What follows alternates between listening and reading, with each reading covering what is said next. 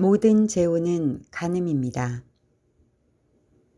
미국 기독교인의 54%, 개신교 36%, 카톨릭 70%가 동성애를 용납할 수 있다고 응답했습니다. 음녀에 소속된 대기업들 디즈니, 버드와이저, 노스페이스, 스타벅스, 넷플릭스, 켈로그, 애플, 월마트, 타겟, 나이키, 리바이스, 페이팔, 과 379개 회사가 동성결혼 지지에 서명했습니다. 그들의 건물에 프라이드 깃발을 내걸 정도로 타락했습니다. 주님은 버가모와 두아디라 교회에게 음행죄를 용납한 것을 책망하셨습니다. 버가모와 두아디라 교회는 대적자, 사탄의 관여가 있었다는 기록도 추가되었습니다. 현대 신자들은 성경대로 살기보다 자기의 경험과 신념을 우선시하는 경향이 있습니다. 미국의 종교적 신념과 관행에 대한 퓨 리서치 센터의 조사에 따르면 동성애에 대한 수용이 증가하고 있습니다. 이는 무종교인 83%보다는 적은 수치지만 미국인들 사이에서 동성애에 대한 긍정적 인식이 증가하고 있습니다. 젊은 세대일수록 이 수치는 증가합니다. 지금은 소돔과 고모라처럼 음란한 시대입니다. 음란한 사람의 첫 단계는 먼저 그것에 대해 생각합니다. 그리고 점점 그 빈도를 높이고 음란 영상을 보거나 기회가 오면 실행에 옮깁니다. 주님의 말씀에 따르면 생각하는 것만으로 간음죄에 빠진 것이며 그 영혼을 죽이고 능력을 잃게 만듭니다. 간음은 결혼관계를 깨지게 하며 결과적으로 하나님의 관계도 도미노처럼 무너지게 만듭니다. 모든 재혼은 간음입니다. 유일한 예외 조항은 음행 사유입니다. 나는 너희에게 이르노니 누구든지 음행한 이유 없이 아내를 버리면 이는 그로 간음하게 하며 또 누구든지 버림받은 여자에게 장가드는 자도 간음함이라. 만일 아내 남편이 음행하지 않았는데도 이혼하면 남편 아내는 배우자로 하여금 간음하게 하는 죄를 범하는 것이라고 합니다. 그러므로 이런 경우 간음죄가 성립된다고 하십니다. 예수님은 이혼을 하나님의 뜻이 아니라고 보셨습니다. 율법에도 재혼한 경우 죽임을 당한다는 조항이 없지만 이혼을 남용하는 것을 지적하신 것 같습니다. 하나님은 이혼을 싫어하신다는 것으로 이해해야 합니다. 대부분의 사람들이 이혼 후에 겪는 고통, 혼란, 좌절은 분명 하나님이 이혼을 싫어하는 이유의 일부입니다. 또한 이혼의 문제보다 훨씬 더 어려운 것은 재혼의 문제입니다.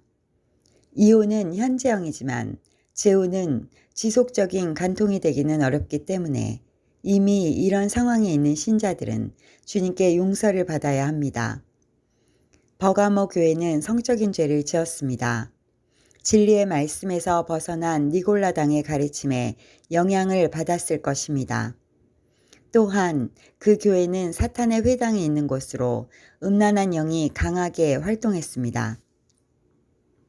두아디라 교회도 성적인 죄와 간음죄를 지었는데 이 교회도 사탄과 이단의 영향을 받았습니다. 성적인 죄를 짓는 신자들을 용납하고 묵인해 주었습니다.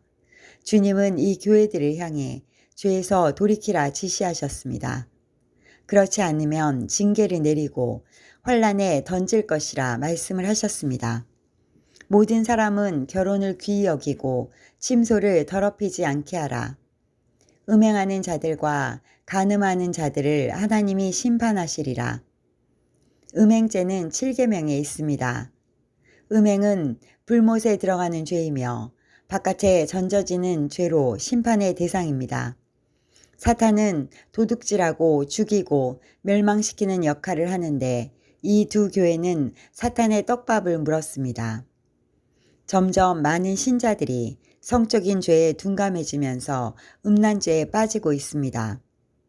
음녀 바벨론은 도시를 상징하는데 도시 전체가 다양한 죄로 땅을 더럽힙니다. 이는 그들이 믿음에 대한 몰이해로 거짓 보증에 빠졌기 때문입니다.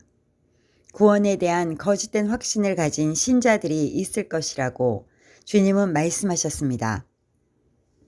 나더러 주여 주여 하는 자마다 다 천국에 들어갈 것이 아니요 다만 하늘에 계신 내 아버지의 뜻대로 행하는 자라야 들어가리라. 그날에 많은 사람이 나더러 이르되 주여 주여 우리가 주의 이름으로 선지자 노릇하며 주의 이름으로 귀신을 쫓아내며 주의 이름으로 많은 권능을 행하지 아니하였나이까.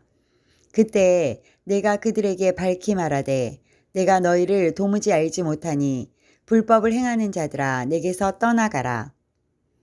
그들도 나름 구원받았다는 증거를 가지고 있습니다. 믿음도 있고 주님의 이름으로 선지자 노릇하고 귀신까지 쫓아내기도 하고 많은 권능을 행했습니다.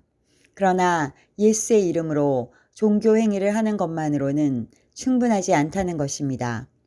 주여 주여 두 번이나 애타게 부르는 것은 이미 버림을 받은 상태에 있음을 의미합니다. 예수님은 이들에게 두 가지 문제점을 지적하셨습니다.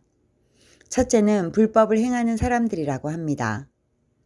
불법이란 죄를 의미하기 때문에 그들을 죄와 함께 신앙생활을 했습니다. 종교의식과 진정한 믿음을 구분하지 못했습니다. 비진리와 범죄 행위와는 타협하지 않아야 합니다.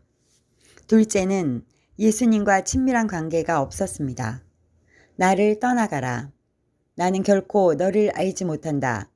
아주 냉정하신 말씀입니다.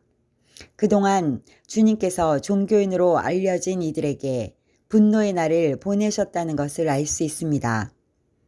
예수님을 제대로 알지 못하고 엉뚱하게 믿는 신자들이 제법 많습니다. 기도와 말씀도 없고 순종하지도 않으니 열매도 없는 껍데기 신자들입니다. 구원받았다는 확신이 있다면서 세상 사람들과 똑같이 불의하고 불결하게 살아갑니다. 주님을 인격적으로 알고 성령이 내주하시면 참된 신앙과 함께 삶이 변화되지 않는 것은 불가능한 일입니다. 성령께서 삶과 성품을 변화시킵니다. 그러나 성적인 죄의 욕망이 쉽게 떠나지는 않을 것입니다. 죄는 육체 안에 견고한 요새를 구축했습니다. 육과 영의 맹렬한 전투가 필요한데 성령으로 충만하지 못하면 다시 패하게 될 것입니다. 하나님이 없었던 삶과 하나님을 믿고 난 이후의 삶은 질적으로 완전히 달라져야 합니다. 기원전 BC와 기원 후 AD처럼 구분되어야 합니다. 간음하다가 현장에서 붙잡힌 여자를 주님께서는 용서하셨지만 다시 죄를 짓지 말라고 주의를 주었습니다.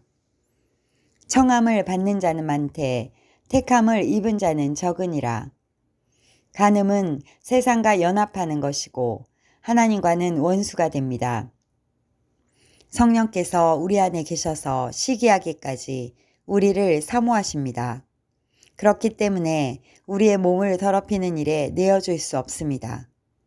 우리의 마음과 손을 성결하게 하면 하나님이 우리를 가까이 하시고 우리를 안다고 하실 것입니다. 아멘.